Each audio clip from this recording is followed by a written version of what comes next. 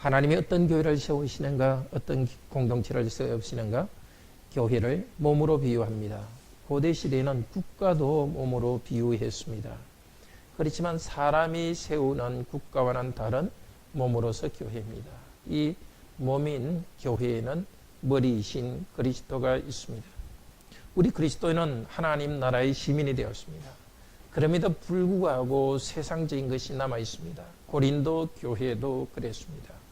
특별히 심지어 영적인 은사까지도 서로 자랑하고 다른 사람과 비교했습니다. 다른 사람들 것들을 시기하고 질투했습니다. 그들에게 사도 바울은 그러지 말아라, 그렇게 부정적으로 말하지 않고 오히려 삼위일체 하나님을 소개하십니다. 하나님이 너희 가운데 세워가는 교회는 이런 모습이다. 너희는 이런 교회 안에 들어와 있다. 이렇게 말합니다. 12장 전체는 명령어는 딱 하나라 그랬죠. 바로 31절 더 큰 은사를 삼아라. 그 외에는 전부 다 서술문입니다.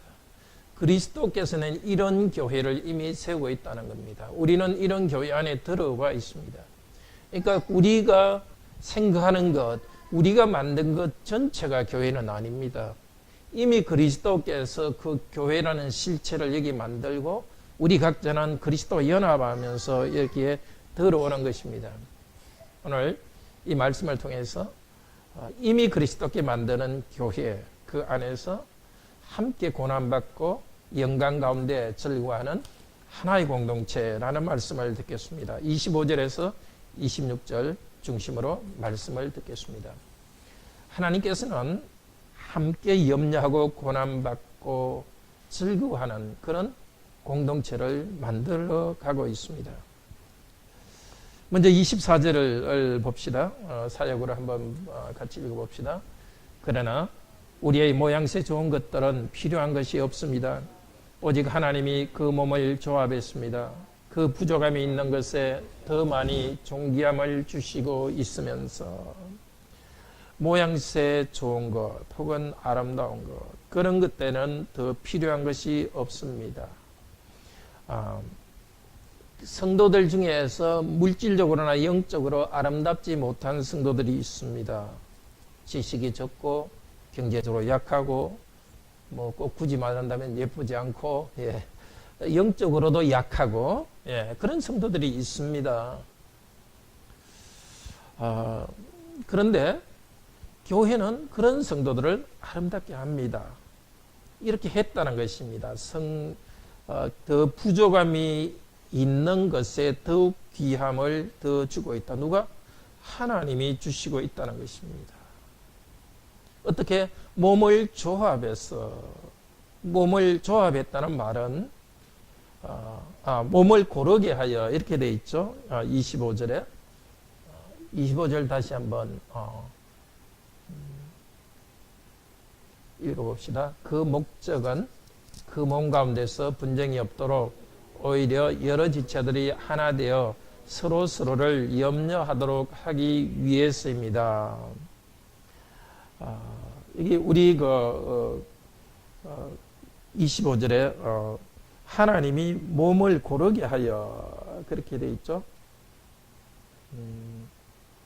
24절에는 제가 혼돈했네요.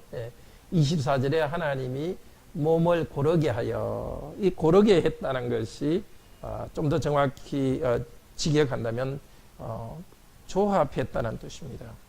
만약 다른 부분을 하나로 모은다는 뜻입니다. 서로 가진 지체, 부족한 지체를 하나님께서 하나로 모으면서 부족한 지체에 더 주는데 그 이유는 몸 가운데 분쟁이 없고 하나하나 되어 서로를 염려하도록 하기 위해서입니다. 무슨 말입니까? 하나님께서 교회를 이렇게 다양한 성도를 불러 모아 주셨는데 부족한 성도들에게 많이 채워주지 않으면 교회에 분쟁이 생긴다는 것입니다. 부족한 성도들을 더 귀하게 돌보지 않으면 소외감이 생긴다는 겁니다. 근데 사실은 부족한 성도들뿐만 아니라 우리 모두는 서로 다 부족한 사람입니다. 우리 모두는 도움이 필요하고 불쌍한 사람이고 서로서로를 염려해야 됩니다. 그렇지만은 특별히 더 부족한 성도들을 더 많이 염려해야 됩니다. 지체들이 서로를 염려하는 그것은 분쟁이 없는 상태만은 아닙니다. 더 나은 상태를 향해 나가기 위해서입니다. 마태복음 5장 31절 32절은 이렇게 말합니다. 너희는 몸을 위해서 무엇을 먹을까 또 무엇을 입을까 염려하지 말고 먼저 그의 나라와 그의 의를 구하라. 그리하면 이 모든 것을 너희에게 더하시리라 약속하셨습니다. 성도들은 자기 것을 염려하지 말고 하나님 나라 의를 염려하도록 하셨습니다. 정말 하나님 원하시는 것은 그것입니다. 서로를 염려하고 돌보는 것의 궁극적인 목적은 단순히 개인적으로 돌보는 것이 아니라 하나님의 좋은 것들, 그 풍성한 것들, 행복이 우리 가운데 이루어지도록 하기 위해서입니다. 분명히 하나님께서는 나 자신의 먹고 마실 것을 염려하지 말라고 그랬습니다. 그렇지만은 약한 성도는 돌아보라 그랬습니다. 그러니까 경제적으로 힘들더라도 나의 것에 대해서는 하나님께 맡기고 염려하지는 말라는 겁니다. 열심히 일하지만은 염려하지 말라는 것입니다. 다른 성도의 경제적 어려움은 내가 염려할 수 있는 대상입니다. 그건 참으로 연약한 우리를 위해서입니다. 우리는 본능적으로 우리의 어려움이 있으면 염려에 빠져가지고 좌절하고 막 절망하기 쉽습니다. 그렇게 하지 말라고 합니다. 하나님께서 우리를 돌보시기 때문에 하나님께 신뢰하고 하나님 나라 의에 필요한 사명을 순간순간 다하랍니다.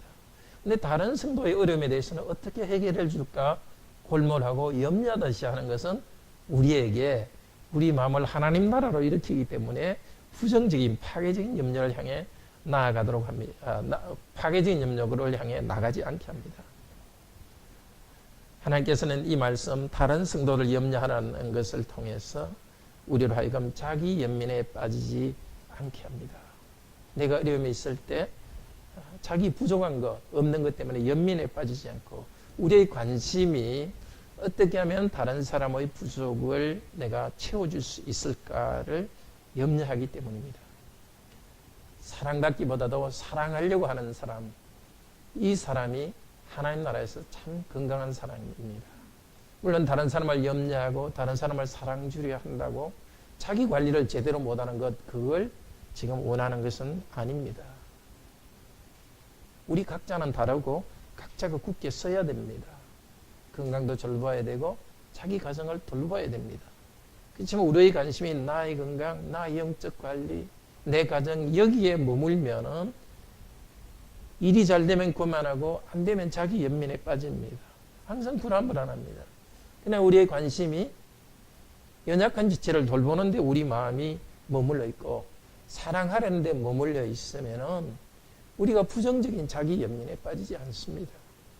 사랑받으려는 생각, 내가 받으려는 생각이 빠져 있으면 실망합니다. 그러나 다른 성도의 어려움과 다른 사람의 어려움을 염려하는 자에 있으면 내 자신이 건강하게 성장합니다. 함께 고난받고 함께 즐거움을 얻도록 만든 공동체를 만드십니다. 26절 같이 읽읍시다. 사역으로.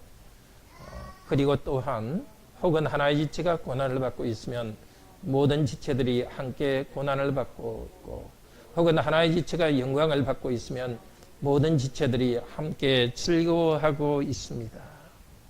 이건 우리가 실제 그렇다는 것은 아닙니다. 우리는 부족합니다.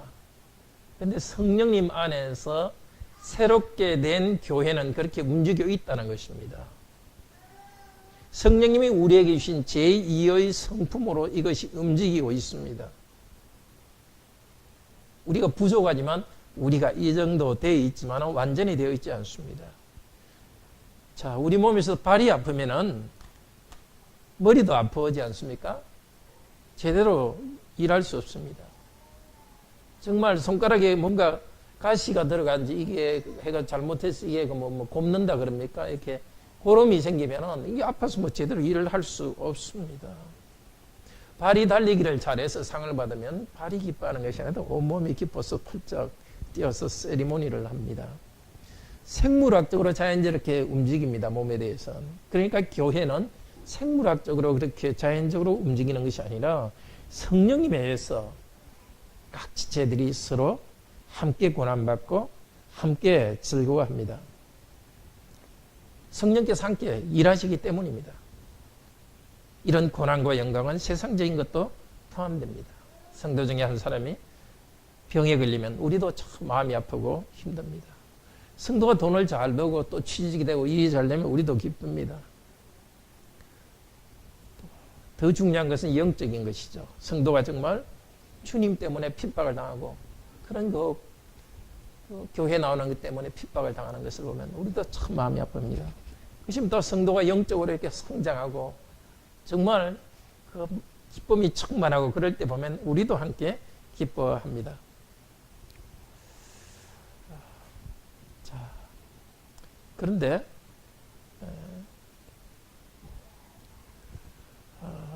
문제는 왜 우리는 그렇게 충분히 되고 있지 않을까요?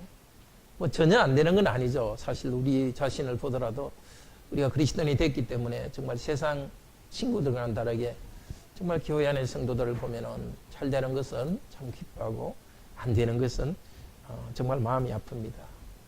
그렇지만 우리 자신들을 돌아보면은 성경에서 이렇게 한 지체가 고난받으면 모든 지체가 고난받아야 되는데 나는 별로 고난 안 받고 또 다른 지체가 영광을 받고 있으면 나는 좀 즐거워하지 않는 그런 때가 또 사실 많습니다. 왜 그럴까요? 이것은 그리스도의 몸으로 기능인데 우리가 그리스도의 몸으로서 달 기능을 잘 안 하기 때문이죠. 그리스도의 몸이 된다는 것은 성령님을 통하여서 그리스도의 몸의 영적인 지체에 붙어 있는 것이거든요. 성령님을 통해서 붙어 있다는 것은 우리가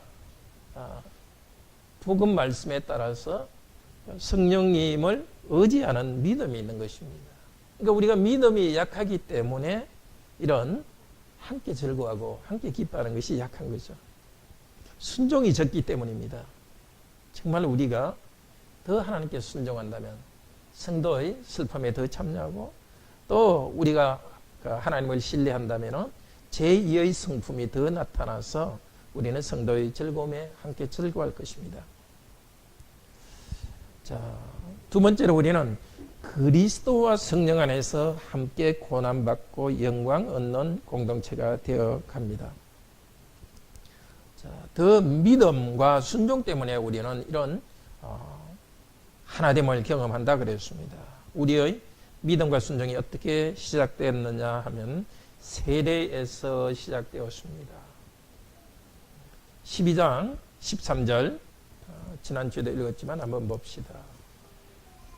본문 같이 한번 읽읍시다. 고린도전서 12장 13절 우리가 유대인이나 헬라인이나 종이나 자유인이나 다 한 성령으로 세례를 받아 한 몸이 되었고 또 다 한 성령을 마시게 하셨느니라.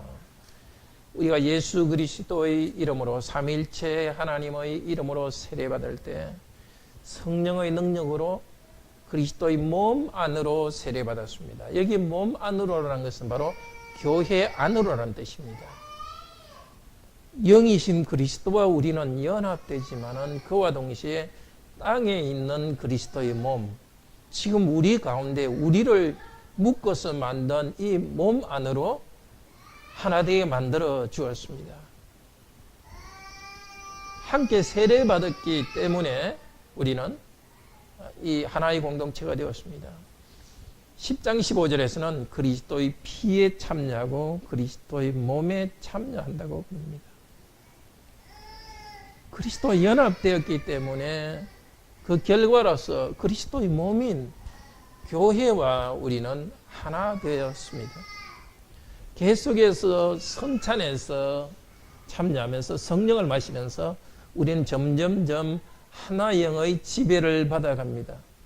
말씀을 들을 때 말씀으로 성령으로 충만되어 갑니다. 우리가 믿음으로 말씀을 받고 성령님을 통해서 그리스도와 하나가 되어가고 계속해서 성찬에 참여하며 하나가 되어갈 때 그리스도와 신비하게 하나 되어갈 때 우리는 성도들과 하나 되어갑니다. 우리들이 이렇게 서로를 내가 여기 있는 누구를 사랑해야 되겠다. 한 사람 한 사람을 사랑하는 것은 열매로 나타나는 것이고 그 기본이 되는 것은 우리 모두의 머리 되신 예수 그리스도 그리고 우리 모두를 묶어서 하나의 몸으로 만드신, 바로 우리 모두가 연결되어서 우리 모두를 구성요소로 해서 만든 이 하나의 몸인 그리스도 안으로 우리가 들어갔기 때문에 우리는 성도들과 하나 된다는 것을 알 수 있습니다. 이것은 누가 한다고요? 하나님께서 하고 있는 것입니다. 성령 안에서 하나가 됐고, 세례 안에 하나가 됐고, 예배 가운데 하나가 됐고, 그렇기 때문에 그리스도와 연합되었기 때문에 성도들이 하나가 되어 가는 것입니다.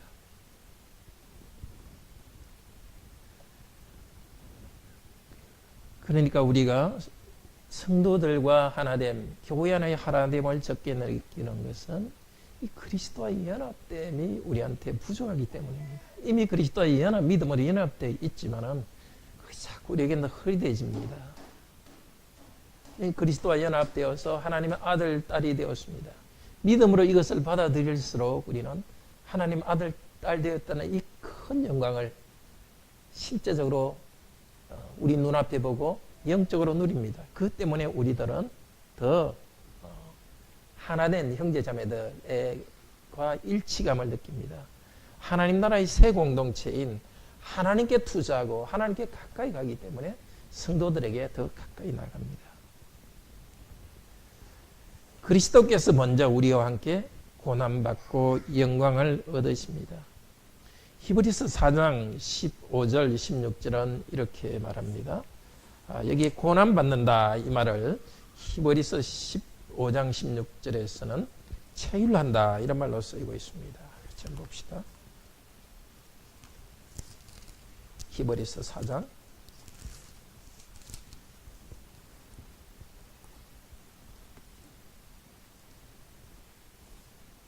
15절 16절 신약 356페이지입니다. 우리에게 있는 대제사장은 우리의 연약함을 동정하지 못하실 리가 아니요 모든 일에 우리와 똑같이 시험을 받으신 이로되 죄는 없으시니로다. 그러므로 우리는 긍휼하심을 받고 때를 따라 돕는 은혜를 얻기 위하여 은혜의 보좌 앞에 담대히 나갈 것이니라. 우리의 연약함을 동정하지 못하실 리가, 이 동정, 이렇게 동이 같은이죠. 같은, 그 다음에 정이란 것은 여기에 고난입니다. 그리스도는 우리와 함께 고난받으십니다. 우리의 죄와 연약 때문에 그리스도는 고난에 참여하신 분이십니다. 죄는 없으시지만 우리와 함께 고난받아서 죄를 사하셨습니다. 다시 우리가 죄를 짓고 다시 우리가 고난에 빠질 때마다 고난 가운데 있을 때마다 다시 하나님의 긍휼과 은혜를 바라보고 은혜의 보좌 앞에 담대히 나아가야 되겠습니다. 그리스도께서 이렇게 우리에게 고난받으시면서 우리에게 영광을 주십니다. 한 지체가 얻는 영광도 그리스도께서 우리에게 주시는 영광입니다.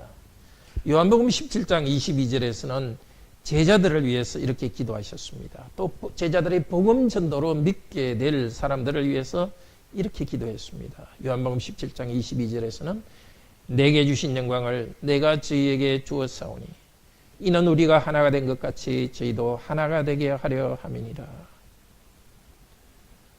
이렇게 그리스도께서는 우리의 고난에 참여하시고 또 그리스도의 영광을 우리에게 먼저 주셨습니다.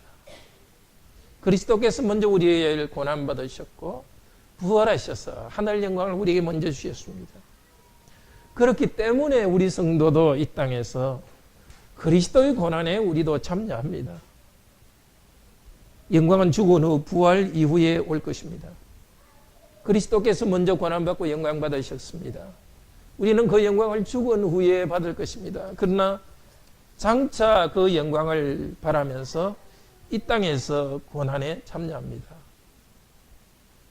우리가 이 땅에서 받는 고난 중에 우리 자신이 받는 고난도 있지만 성도는 그리스도와 함께 서로의 고난과 영광에 참여합니다.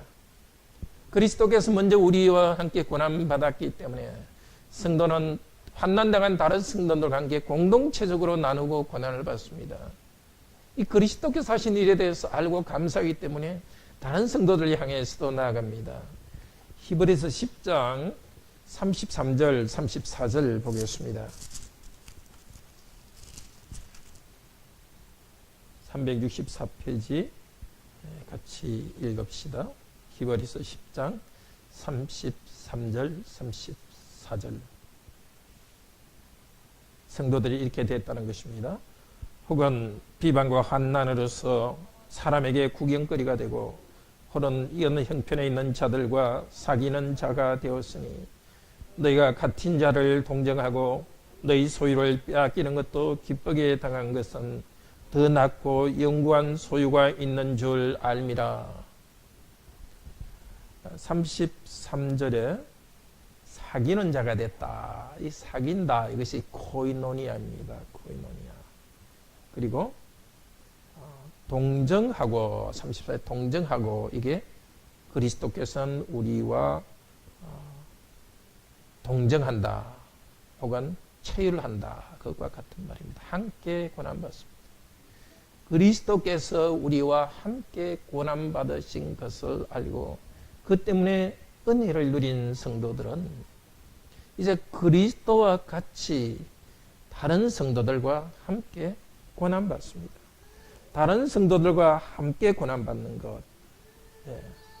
34절에서 그냥 동정하는 정도로 언뜻 생각이나 마음으로 참 동정심 정도로 갖는 걸로 생각하지만 어느 정도까지 했습니까? 너희 소유를 빼앗기는 것도 기쁘게 당했다. 그리스도 때문에 고난당하는 자들, 그들의 친구가 되기 때문에 재산까지 빼앗겼는데도 그렇게 했던 겁니다. 성도들이 감옥에 갇혀 있는데 그들을 방문했기 때문에 그 때문에 자기가 재산을 잃더라도 그들의 친구가 됐다는 것입니다. 이것이 성도들의 교제입니다. 작게는 우리가 정말 어려운 성도들이 있으면 내가 헌금하는 것 자체가 재산을 빼앗기는 것 아닙니까? 어떤 면에서는 헌금하는 것만큼 내한테 없어지는 것 아닙니까? 정말 더 힘든 성도가 있으면 내가 상당히 고통을 당하더라도 함께 하는 것입니다. 더 극심한 핍박이 있을 때는 정말 내가 성도를 도와주면 내가 큰 희생을 당한다 하더라도 함께 할 수가 있습니다. 그것은 인간적인 동정이 아니라 그리스도께서 나와 성도들을 위하여서 함께 고난받으셨기 때문에 그리스도 안에 있는 같이 찢어진 자로서 나도 그렇게 하는 것입니다. 연약함을 아시는 성령께서 우리를 위하여 탄식하며 간구하시고 계십니다. 바로 그렇기 때문에 우리는 이 고난 가운데 이미 영광스럽게 되었다고 할 수 있습니다. 로마서 8장 26절 30절에서는 성령께서 말할 수 없는 탄식으로 우리를 위해서 탄식하고 있다고 합니다. 우리가 형제 자매들을 위해서 고난받고 희생하고 힘들면서 참여할 때, 형제 자매들과 동정하고 있을 때 성령께서 우리와 함께 하시면서 탄식하고 있습니다. 이렇게 성령께서 함께 하시는 것을 로마서 8장 30절에서는 이미 영화롭게 하셨다고 합니다. 성령께서는 우리가 내세에 누릴 영광에 대해서 이미 보증이 됩니다. 담보물이 됩니다. 내세에 누릴 영광과 찬미를 지금 여기서 누리게 하고 있습니다. 그 영광과 영광스러운 경험은 여기서 사람들에게 인정받고 영광을 구하려는 거기에서 성령께서 주시는 영광이 오는 것이 아닙니다. 오히려 우는 성도들과 함께 고난받는 성도들과 함께 고난받는 그 일에서 성령께서 우리와 함께 하시고 바로 그 일에서 성령님이 우리와 함께 계시기 때문에 고난 가운데 함께 하시는 바로 그 성령께서 우리의 미래의 영광에 대한 보증입니다. 우리 지체 중 한 지체가 영광을 받는 것은 그리스도의 고난에 참여하는 결과로 내세에 주어지는 것입니다. 그렇지만 이 땅에서 성령님 안에서 영광스럽게 되어갑니다. 이 땅의 고난이 바로 우리를 영광스럽게 만들어가는 것입니다. 이것을 알고 믿음으로 또 순종하면서 성령님을 의지하여서 성도들의 고난에 참여하는 그 교회, 그런 성도들로서 참 교회가 세워져 갑니다. 많이 교회 출석한 사람은 많지만은 이런 교회 안으로 들어와 있지 않으면 사람은 많은데 교회는 아주 교회의 성격은 아주 흐릿하다고 할 수 있습니다. 그러나 수가 적더라도 그리스도와 연합되어서 그래서 성도들의 어려움에 함께 참여하는 그런 교회예요. 성도들 가운데 고난받는 그리스도와 함께 고난받는 성도들이 있는 그 교회는 그리스도 임재가 분명히 나타나는 것입니다. 또 이 땅에서 성도가 영광스럽게 되어갈 때 성도들과 교제 나누면서 우리들도 함께 영광스럽게 되어갑니다. 우리가 이 땅에서 성도들과 함께 고난에 참여하는 것은 사람의 의지나 힘과 노력으로 되는 것이 아닙니다. 믿음으로 되는 것입니다. 내가 결단하고 물론 내 쪽의 결단이라는 결과로 나타납니다. 그냥 우리의 내적으로 하나님을 의지하고 간구하고 자기를 부인하고 나의 본성적으로는 그렇지 않지만 하나님 명령이기 때문에 내가 의지하고 하나님의 도우심을 간구할 때 우리가 그렇게 변화되어 가는 것입니다. 자기중심적인 성품, 다른 사람의 어려움에 대해서 냉담하려는 그런 성품, 그 성품을 두고 하나님께 변화해 주기를 하나님께 간구할 때, 자기를 부인하기를 원할 때 하나님께서는 우리를 변화시켜 주십니다. 고난받는 자들과 함께 성도가 위로하는 것은 세상적 위로와는 다릅니다.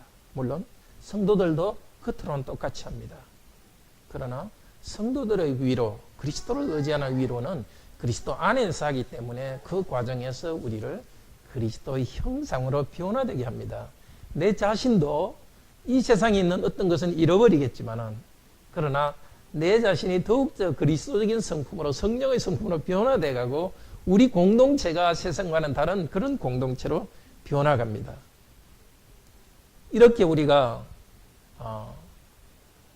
참 그 함께 고통받고 함께 영광스러움을 누리는 교회를 만들어가기 위해서는 먼저 우리 자신이 다른 성도와 함께 하기 전에 먼저 자신을 그리스도께 드려야 됩니다. 고린도후서 8장 4절 5절에서는 사도 바울이 마케도니아 교회에 대해서 아주 칭찬합니다. 여기 마케도니아 교회는 아마 빌립보 교회일 건데요. 그리스 북쪽 지역이 마케도니아잖아요. 그런데 그들은 극심한 환난과 가난 가운데서 하나님이 주신 기쁨으로 예루살렘을 교회를 위한 헌금을 했습니다. 부자인 고린도 교인들은 아주 인색했습니다. 그런데 오히려 가난한 말하자면 산골 지역, 상당히 풍요로운 도시 지역 성도들은 인색했는데 가난한 이 지역의 교인들이 헌금했습니다. 그들은 하나님이 주신 기쁨 가운데서 헌금했습니다. 그런데 그들의 헌금을 고린도후서 8장 4절에서는 이 은혜와 성도를 섬기는 일에 참여한다 이렇게 합니다. 헌금을 단순히 헌금이라 하지 않고 은혜라고 합니다. 그리스도께서 주신 은혜가 그 사람들 통해서 나타난 것입니다. 그리고 8장 5절은 간단히 말합니다. 저희가 먼저 자신을 주께 드리고 또 하나님의 뜻을 쫓아 우리에게 주었도다. 주님의 은혜를 경험한 성도는 자기 인생을 하나님께 맡겨드립니다. 하나님께 맡겨드렸기 때문에 하나님 뜻대로 삽니다. 그래서 극심한 가난한 가운데 있지만 더 힘든 예루살렘 성도들을 위해서 물질을 주었습니다.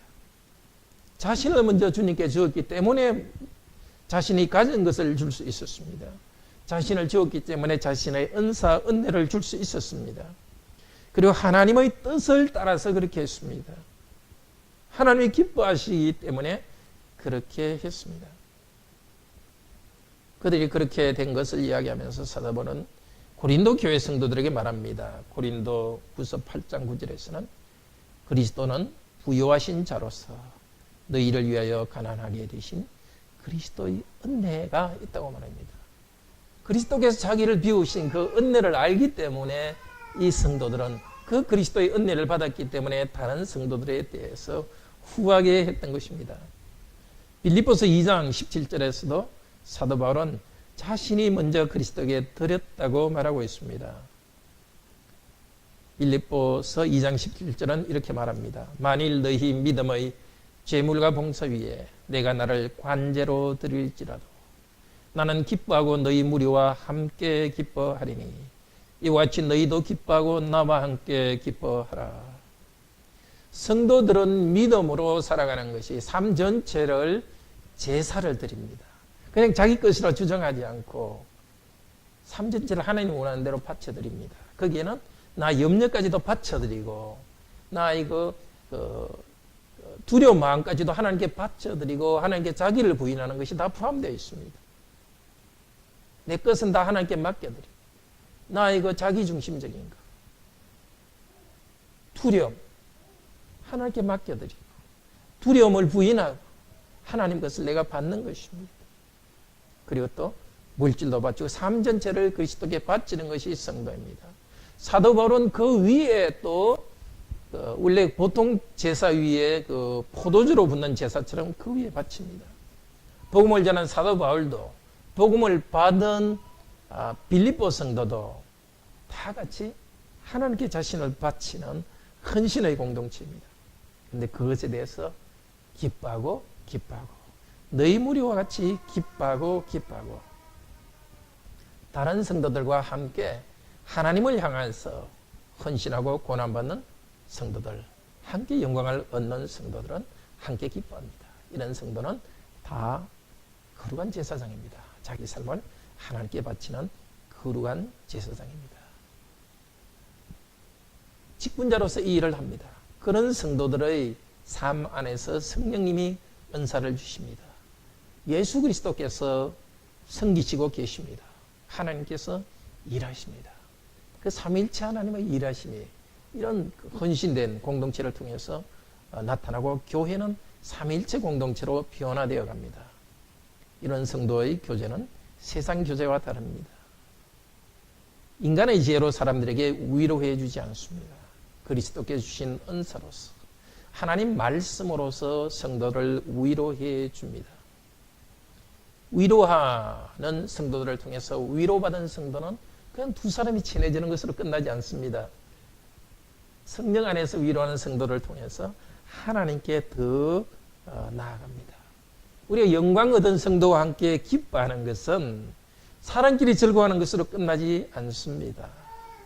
함께 찬양하면서 하나님께 나아갑니다. 어떻게 이렇게 할 수 있겠습니까? 우리는 믿음으로 합니다. 믿음으로 자신을 드립니다. 그리스도의 사랑 때문에, 그리스도의 지체된 다른 성도에 대한 사랑 때문에 우리는 성도들과 함께 기뻐하고 자신을 줄 수 있습니다. 질문은 내가 진짜 그리스도를 사랑하는가? 그렇다면 그리스도의 지체도 사랑할 것입니다. 우리는 직분과 은사로서 다른 성도들의 영광과 고난에 참여합니다. 고린도 후서에서 바울은 고난과 영광을 직분과 연결시킵니다. 고린도후서 5장 18절에서는 화목하는 직책을 하나님께로부터 받았다고 고백합니다.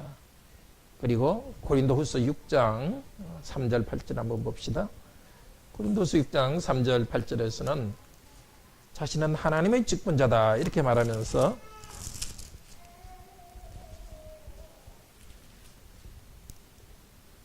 이 직분이 비방을 받지 않도록 이렇게 하면서 6장 8절 읽어봅시다.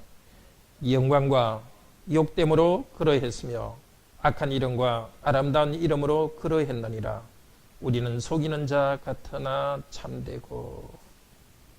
직분자로서 영광도 얻었고 욕됨도 얻었습니다. 그 뒤에 12장 27절 29절에 보면 그 영광과 욕됨을 좀 더 구체적으로 말합니다. 줄이고 목마르고 헐벗고 매맞으며 많은 고난을 당했습니다. 모든 교회를 향한 염려 때문에 날마다 눌렸습니다. 누군가가 약하게 되면 그도 약하게 되었습니다. 아주 고난의 삶이었습니다. 그러나 이 고난의 삶이 영광의 삶입니다. 고린도서 4장 17절에서는 우리가 잠시 받는 환난의 경한 것이 지극히 크고 영원한 영광의 중요한 것을 우리에게 이루려 함이니. 이 땅에서 고난받는 것과 함께 고난을 통해서 영광으로 나아갑니다. 영광과 욕됨 가운데 영광이 나타납니다. 사도 바울 개인도 그랬고 직분자로 사도 바울도 그랬고 교회 공동체 전체가 그렇습니다. 우리 성도들도 이 땅에서 고난 가운데 직분을 다하기 위해서 당하는 고난 가운데 거기에 하나님의 영광이 있습니다. 편하고 다른 사람의 인정받고 그것이 아니라 직분을 다하기 위해서 애쓰고 발버둥치고 사도 바울처럼 우리는 정말 목마르고 헐벗고 매맞지는 않았지만 때로는 정말 우리도 그것과 비슷한 고난을 당하면서 정말 우리가 주신 직분을 다하는 거기에서 영광이 이미 시작되었습니다. 성도의 공동체가 이런 영광의 공동체입니다. 그렇기 때문에 우리 한 명 한 명은 함께하는 다른 성도들의 고난에 기쁘게 참여하고 또 그들의 영광에도 함께 참여합니다. 영광에 참여한다 하지만 사실은 고난에 참여함으로써 영광에 참여하는 것입니다. 정말 우리의 성도 각자가 또 여기 있는 성도님 각자가 정말 쉽게 영광을 취하기보다는 나의 소명과 직분을 다하고 교회의 그리스도의 지체로 살아가기 위해서 그리스도의 제자로 살아가기 위해서 우리가 당할 고난을 두려워하지 않고 또 그 일을 위해서 다른 성도가 고난을 당할 때 함께 참여함으로써 그리스도의 형상으로 변화되어 가기를 바랍니다. 우리 함께 찬송 221장 같이 합시다.